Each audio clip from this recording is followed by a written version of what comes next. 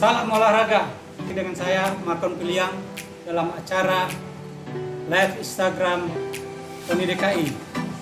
Kali ini kita akan mengangkat tema dari cabang bowling, yaitu bowling antara gaya hidup dan prestasi. Berhubung ini masih dalam suasana lebaran, saya mewakili PONI DKI mengucapkan minal aidin wal faizin kepada seluruh pemirsa dan atlet serta pelatih DKI. Mohon maaf lahir dan batin. Terima kasih. Seperti kita ketahui, bowling pada PON 2021 nanti tidak dimainkan di Papua. Ini sangat disayangkan pemirsa, karena bowling adalah salah satu andalan DKI untuk menambah pundi-pundi medali emas kontingen DKI selama ini. Seperti kita ketahui juga bahwa pada PON 2012 di Riau, bowling menjadi juara umum dengan merebut 6 medali emas, 4 perak dan 3 perunggu. Kemudian di Jawa Barat agak turun dan hanya meraih 2 medali emas, 3 perak dan 3 perunggu. Nah, kita akan membahas cerita bowling tidak hanya soal prestasi, tetapi bagaimana gaya hidup atlet bowling di luar latihan sehari-hari. Untuk itu saya perkenalkan, pada kali ini kita kedatangan tamu, pelatih Bapak Thomas Tan dan atlet Mas Charlie Christia. Beliau ini adalah atlet dan pelatih yang sehari-hari berlatih di Ancol Bowling, Pak ya? Ya. Baik, untuk pertama saya akan bertanya dulu sama Pak Charlie. Pak Thomas, pelatih. Pak, kita sekarang tidak ikut PON ya, bowling. Lalu seperti apa aktivitas bowling DKI sehari-harinya agar tetap ya mempertahankan prestasi gitu, Pak? Ya, siap. Saya jawab, Pak ya. Jadi pada saat ini memang benar bowling tidak termasuk dalam PON 2021. Tapi kita sejak 2019 sudah tahu berita tersebut. Kemudian kita sudah gerak untuk membangun generasi kedua, yaitu regenerasi, di mana kita sudah mulai pada saat itu kurang lebih ada 12 atlet putra dan putri yang kita kembangkan. Target kita sebenarnya 2024 bahwa tim DKI PON pada saat itu harus menjadi juara umum. Jadi itu target kita, dan saya cukup yakin kita akan bisa meraih hasil dari target tersebut. Udah sejak kapan itu melakukan pembinaan lapis 2 ya Pak ini? Iya, betul. Lapis 2 ya? Jadi lapis 2 itu kita mulai dari Juli 2019, kemudian berlanjut sampai akhirnya kena pandemik, bulan Maret akhir diberhentikan.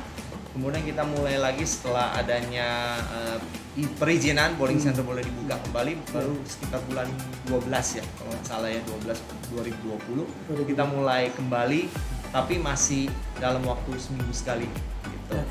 Ya, betul. Nah, sampai saat ini sudah berjalan, ada penambahan 1 kali latihan lagi di hari Kamis. Jadi sekarang seminggu 2 kali. Jadi ini termasuk target jangka panjang ya? Betul sekali. 2024. 2024. Baik, Pak, saya ke Mas Charlie. Mas Charlie, menekuni olahraga bowling ini udah semenjak umur berapa? Saya sebenarnya mulai main bowling itu dari kecil. Dari kecil dulu saya main di Kalimantan dari TK. Dari Kalimantan. TK. Tapi karena 2007 kebetulan bowling center di Kalimantan tutup, akhirnya saya vakum dulu. Baru mulai lagi pas di DKI 2018. 2018. Jadi udah pernah ikut PON?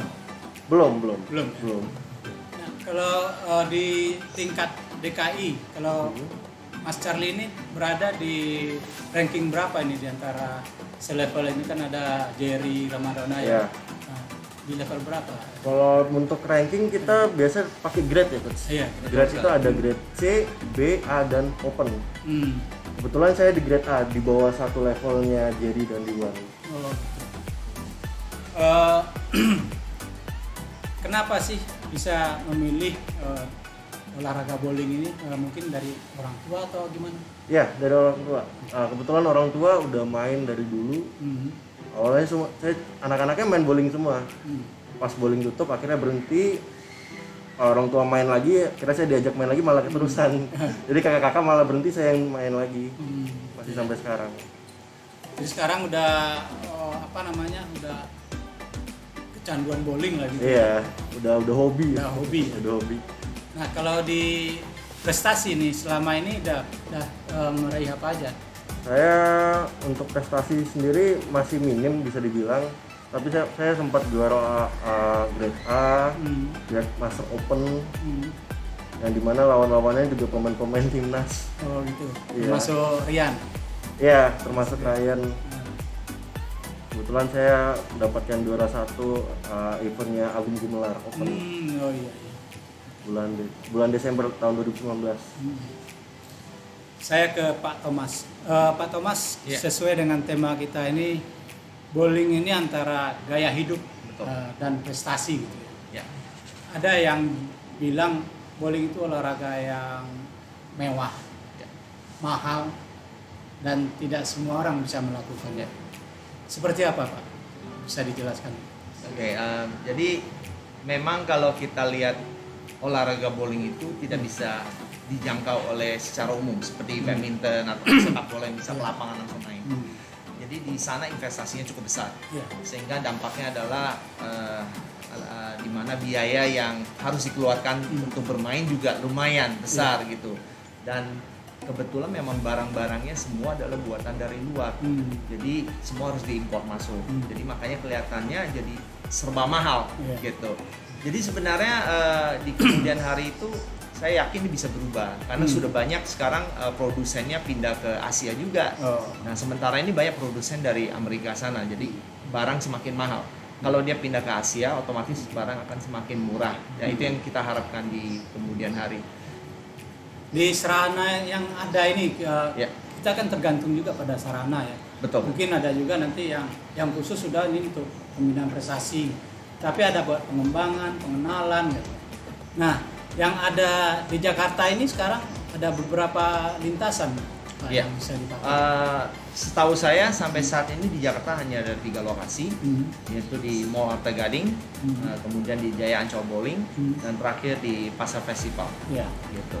Jadi di antara 3 itu, di mana Ancol yang paling siap dalam arti meng-cater international event ataupun national event, karena sudah berdiri dari tahun 81 ya kalau nggak salah ya, sampai sekarang, dan memang itu menjadi barometer atau titik dari semua acara ya sampai saat ini ya. Jadi kebetulan juga manajemennya dan ownernya itu benar-benar involved banget di bowling.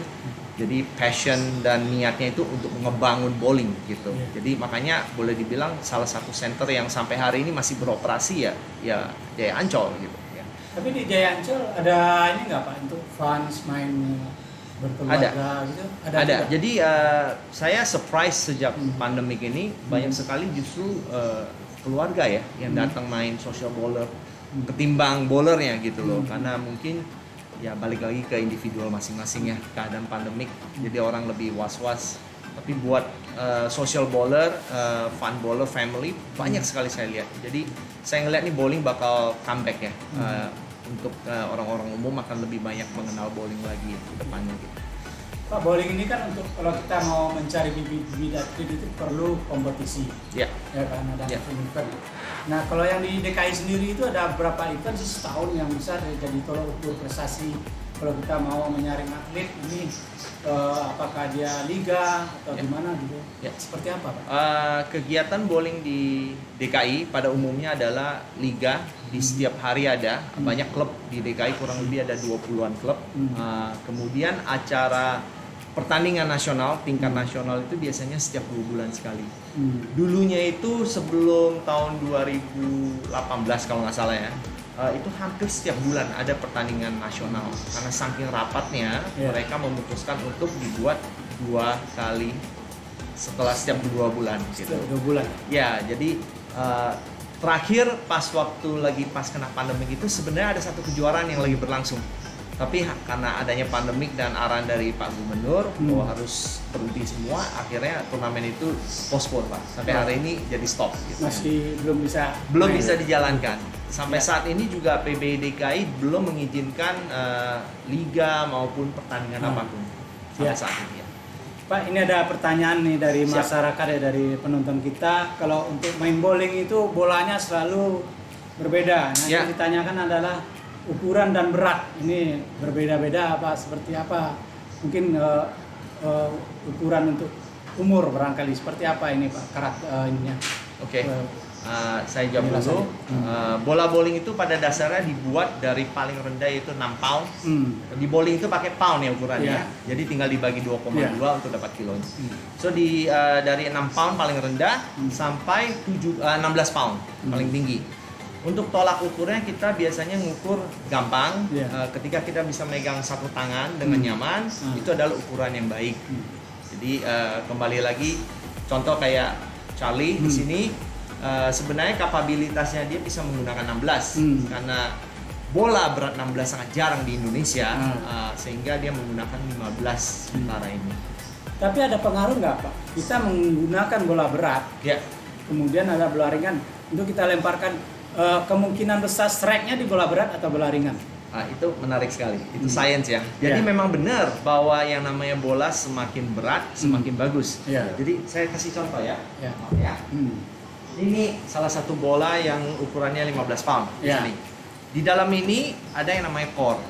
Core itu pemberat. Ya. Nah, pemberat itulah yang bermain di sana. Sedangkan luarnya itu semua sama. Jadi kalau yang namanya 16 pound dengan 14 pound, bedanya di dalam, Pak. Ya. Dan core-nya diciutin. Kalau diciutin daya tubruknya jadi lebih Lebih besar, dikit. lebih tinggi. Ya.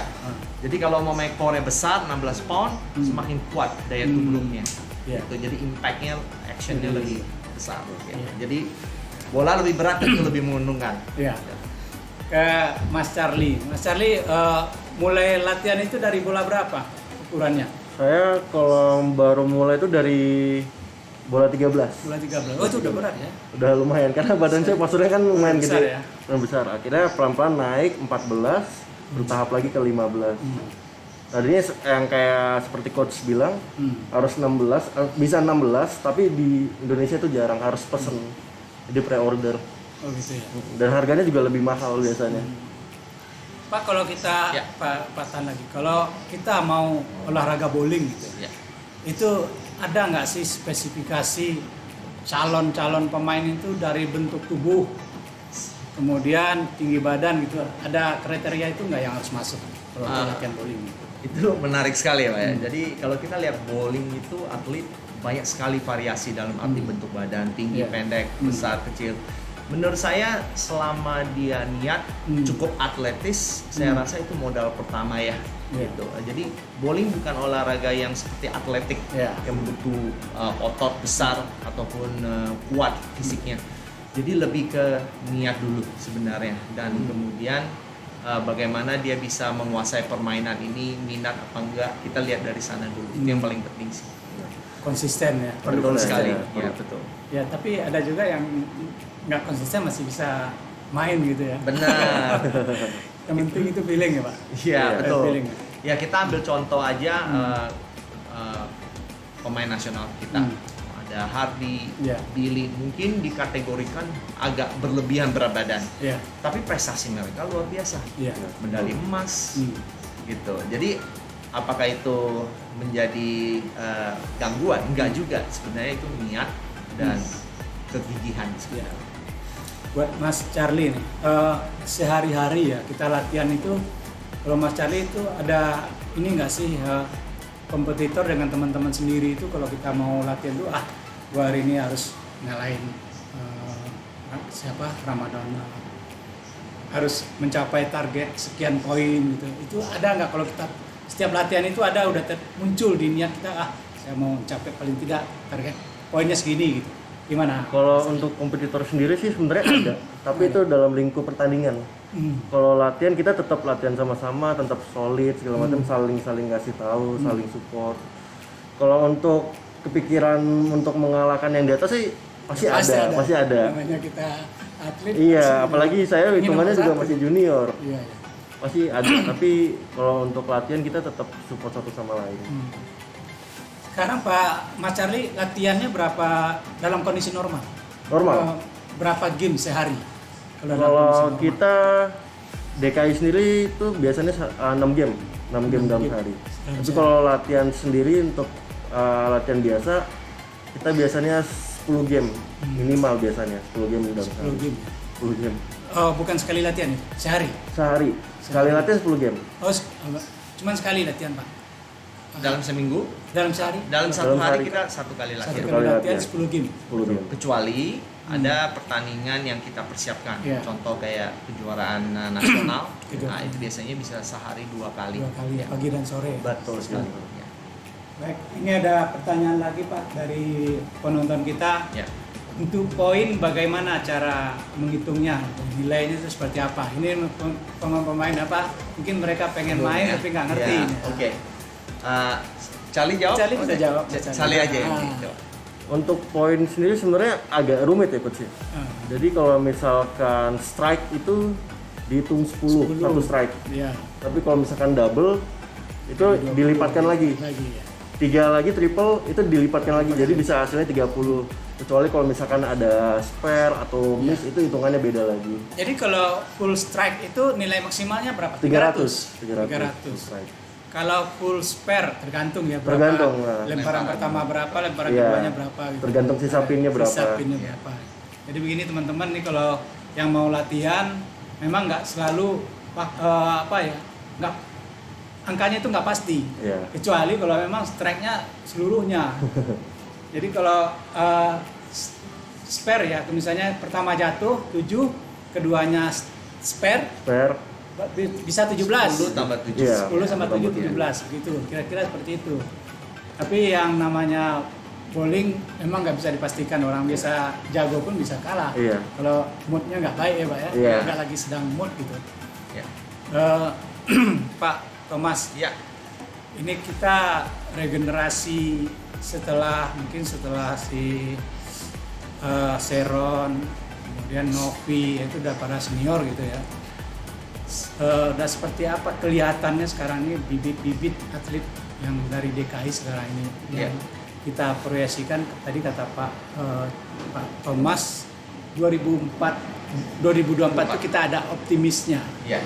Nah kalau dilihat ini potensinya seperti apa Pak atlet-atlet kita ini? Oke. Kalau kita lihat sebenarnya kita ada putra dan putri. Di mana putra saya nggak khawatir karena memang lebih gampang ya mencari Iya. bibit muda putra ya ketimbang putri ya. Nah, pada saat ini putra kita boleh dibilang cukup banyak. Ada yang mungkin 6 sampai 8 orang yang istilahnya cukup ready. Oke, apalagi 2024 masih ada 3 tahun. Iya. Saya cukup yakin itu akan membuahkan hasil. Di bagian putri memang kita agak kesulitan sendiri. Tapi kita tidak khawatir karena memang ada 2 atau 3 yang muda ini yang bisa kita proyeksikan untuk 2024. Di samping ada yang istilahnya senior, secara senior bukan berarti umur ya. Iya. Yang kemarin seperti Cea, Iya. ada Andin yang kembali lagi bermain, bergabung. Jadi saya rasa kekuatan tim DKI Putri 2024 cukup baik. Saya cukup yakin kita akan dapat emas di sana. Saya cukup yakin. Nah, bowling ini kan nggak seperti bulu tangkis ya Pak. Ya. Semakin usia semakin kendor gitu. Kadang-kadang ada juga semakin dia usia semakin matang. Gitu. Kayak gini nih merupakan kendala nggak dalam pembinaan atlet muda ini? Karena mereka akan terambat dengan atlet senior yang lebih matang gitu. Ya. Gimana Pak? Bagus itu pertanyaannya. Jadi memang benar, bowling itu adalah pengalaman. Semakin banyak pengalaman, semakin mereka gampang mengambil keputusan dan berani. Otomatis mentalnya lebih baik. Ya, jadi memang kemarin kita udah persiapkan bahwa salah satu bukan hanya latihan, itu harus diiringi oleh pertandingan dan pendampingan psikolog yang baik.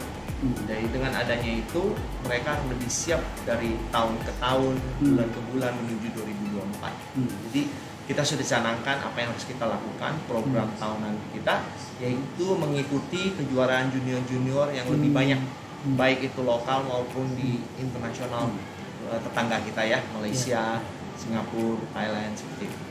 Biasanya di setiap tahun berapa event itu Pak yang ke luar negeri itu Pak? Kan biasanya ada sirkuit ya. Iya, betul. Ada kadang-kadang yang tuh main di Kuwait, di Qatar gitu kan ada. Ya.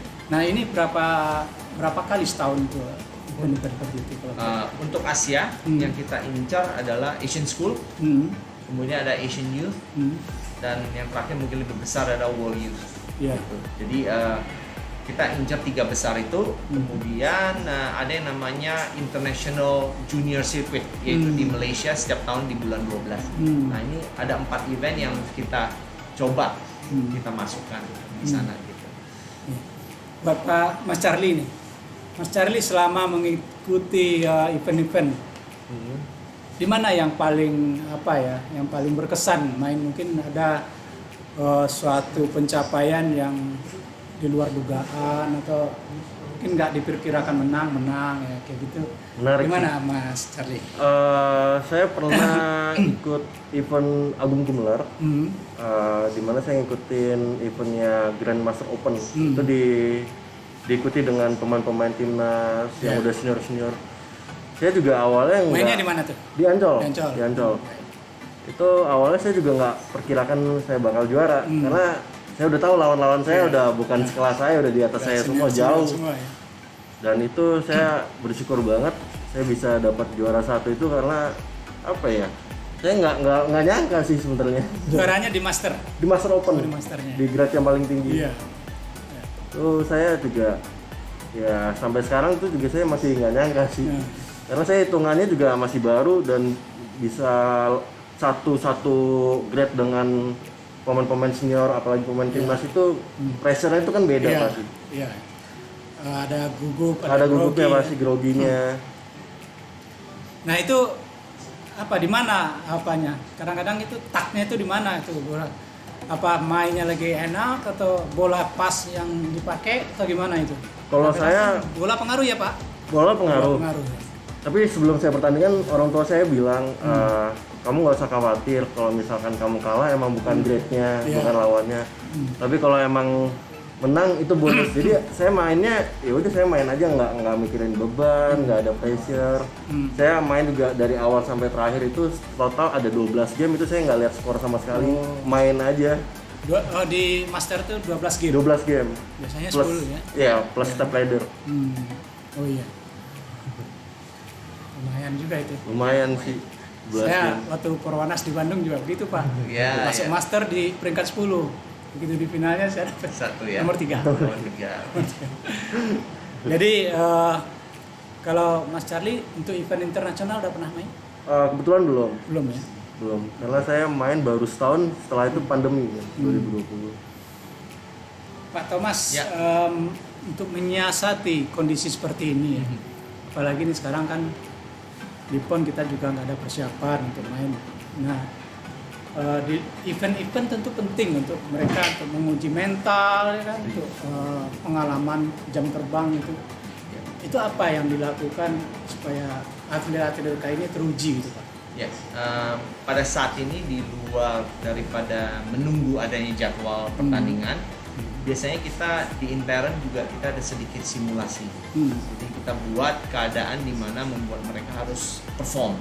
Nah, di sana kita juga menguji mental mereka, apakah mereka bisa sanggup melakukan task tersebut atau tidak. Jadi ada permainan-permainan yang mendukung mental mereka gitu. Di samping kita menunggu jawaban dari dunia internasional untuk event-event yang akan dipertandingkan. Paling dekat sebenarnya PBI akan mengadakan pusat ya, akan mengadakan kejuaraan nasional kejurnas itu di bulan September. Itu yang kami tunggu, karena itu yang paling terdekat dan itu target utama kami, ya itu juara umum di sana. Gitu. Untuk event nasional ada pengaruh juga dengan kondisi COVID ini? Vakum juga kan? Betul. Ya. Jadi total vakum saya sebutnya ya, liga tidak ada di DKI ya, liga tidak ada, pertandingan tidak ada. Jadi sama sekali cuman hanya latihan, istilahnya kelompok masing-masing. Dalam hal ini PBI DKI tetap latihan di lapis 2-nya. Nah, untuk yang ini Pak, pembibitan, kemudian kita menjaring dari atlet-atlet, mungkin calon-calon atlet lah. Itu Pemprov sendiri sudah melakukan upaya apa untuk hal itu? Kemarin kita sempat bahas dengan ketua umum kami Pak Roland, bahwa Pak Roland sangat ingin mengajak yang sekolah-sekolah ini. Jadi mungkin kaitannya bagaimana nanti dijalankan itu, beliau sudah mempersiapkan itu semua dengan bagian Binpres. Jadi ketika saya lihat planningnya, saya bilang ini bagus sekali. Jadi bowling masuk sekolah ya? Ya, saya bilang bagus sekali. Ini kalau bisa jalan, tentu kita akan lebih gampang untuk memantau bibit-bibit. Betul. Gitu. Ya sebenarnya bukan orang nggak bisa gitu. Kalau bowling ini sebenarnya banyak yang mau, banyak yang ingin, tapi mereka tidak tahu caranya bagaimana. Itu sebenarnya. Kalau ini kita bawa ke pengenalan ke sekolah, saya rasa banyak yang hobinya. Suka orang main bowling ini. Anak saya aja kadang-kadang kalau melihat saya main, tadi nggak ngajak-ngajak Pak. Saya rasa olahraga bowling itu mungkin salah satu yang bisa dilakukan kapan aja ya. Mau hujan, mau terik, mau apa ya. Jadi saya rasa sangat friendly. Jadi mungkin bagi anak-anak yang belum pernah ngerasain boleh dicoba gitu. Tapi kalau udah dicoba itu pasti keterusan ya. Nah, itu pasti Pak. Tinggal nanti maintennya nih. Kuat nggak maintennya kan perlu bola sendiri. Kalau mau serius ya Pak ya. Betul. Kalau cuma fun-fun aja bola di tempat ada house bowling. Ya, betul. Saya juga gitu dulu perwanas bola yang ada di situ aja. Lawan-lawan pakai bola sendiri Pak. Iya, betul. Masih bisa. Terus ini ada pertanyaan Pak, mungkin ini buat Pak Charlie yang jawab. Ada trik-trik khusus nggak untuk menciptakan strike? Ini sebenarnya itu ada sih, karena tiap pertandingan itu ada namanya pola pattern-patternnya sendiri. Itu jarak poilnya itu ada short, ada medium, ada long. Jadi sebelum kita pertandingan atau sebelum kita latihan itu pasti diajarin dulu sama coachnya gimana prakteknya, teorinya untuk menghasilkan strike itu sebenarnya ada. Jadi ada hitungannya, kayak misalkan ada break point, ada arrow untuk jaraknya pattern tersebut. Itu ada triknya sebenarnya. Kadang-kadang kita merasa begitu bola jatuh, kita udah tahu strike apa enggak ya? Terus saya juga dapat ilmunya Pak. Ada 5 garis itu, mana yang kita mau tembak dulu, pasti strike-nya udah tahu itu. Nah, itu saya masih dapat itu. Charlie, sekarang ini 300 berapa kali? Ada yang full strike itu ya? Full strike. Perfect game. Perfect. 7 udah 7 kali. 7 kali. Oh lumayan. Buat saya yang paling mengesankan itu pada saat lagi ke Jurnas di Palembang. 300 di depan senior yang luar biasa. Kadang-kadang orang nggak melihat itu yang mana yang bakalan strike-nya banyak itu. Dia lihat yang topnya dulu nih. Betul. Pasti. Kita perhatiin gitu. Pasti begitu. Kalau Ryan di situ, Ryan, tapi di sini nanti ada yang mainnya bagus, kita tahunya menang. Nggak dilihat. Apalagi kalau menuju perfect game itu banyak banget pasti yang nonton. Itu banyak. Lebih ke pressure lagi. Betul. saya kalau misalkan menuju perfect game nggak berani ngeliat ke belakang. Pasti feel-nya tuh pasti beda. Betul itu. Saya juga pernah rasain. Baik Pak. Mungkin kita udah 30 menit ya sebelum kita menutup acara, saya minta Pak Charlie memberikan tips-tips bagi calon-calon atlet bowling atau yang ingin main bowling, gimana caranya, terus apa aja yang dipersiapkan. Silakan Pak Charlie. Oke. Sebenarnya kalau untuk mulai main bowling itu sebenarnya bowling itu bisa dibilang olahraga simpel. Tapi harus ada beberapa yang harus dipersiapkan, misalkan bola atau peralatan yang lain, sepatu. Terus sebenarnya udah bisa main bowling. Tapi jangan ke pressure itu dulu, karena orang mikir olahraga bowling itu mahal. Tapi sebenarnya enggak, perlu pakai house ball pun bisa main. Sepatu pun juga ada yang menyediakan sewa sepatu. Tinggal kita beli gamenya. Tinggal beli gamenya aja. Beli game kalau untuk yang hobi-hobi beli game. 2 game sehari cukup. Betul. 2 game sehari sih cukup. Yang penting tuh semangatnya aja. Semangatnya untuk latihan, untuk bermain bowling itu aja. Pak Thomas, mungkin ada tips-tips ini juga untuk pemirsa kita yang mungkin tidak harus muda gitu. Tetapi asal di usia tua pun juga menikmati bowling itu ada keindahan tersendiri, itu ada kepuasan sendiri. ada tip-tipnya kalau barangkali untuk yang tidak berprestasi, mungkin untuk bukan prestasi tujuannya, tapi untuk menikmati permainan, gitu. Refleksi, relax lah, hiburan, refreshing. Sebenarnya memang bowling bisa dimainkan dalam usia apapun. Gampang aja sebenarnya. Bowling itu kan termasuk olahraga juga, berjalan, mengangkat beban, mengayun, itu mengeluarkan kalori. Ya, jadi itu kan membantu kita hidup sehat juga. Jadi intinya ngambilnya hidup sehatnya dulu. Jadi kita coba olahraga ini kalau mau main kecantol bisa dibawa lebih jauh sebenarnya kan, dengan cara mungkin cari pemandu atau coach untuk membantu mereka jadi lebih terarah, lebih baik. Gitu. Jadi saya rasa untuk mulai silakan aja langsung ke bowling. Anggap pertama itu hanya untuk olahraga, buang keringat, kemudian siapa tahu jadi serius. Ya. Terakhir nih Pak, ada satu saya agak ketinggalan. Ini masalah fisik. Bowling itu kadang-kadang orang kalau main udah 3 game, terus main game keempatnya udah meloyor tuh, kadang-kadang bolanya diayun aja udah nggak kuat. Nah ini seperti apa butuhnya fisik untuk atlet bowling ini? Ini khusus untuk atlet. Oke. Sementara memang benar bowling itu tidak bisa terlepas dari latihan fisik. Dimana kita mengangkat beban bola yang lumayan berat, 7 kilo ya, kita anggap standar 7 kilo.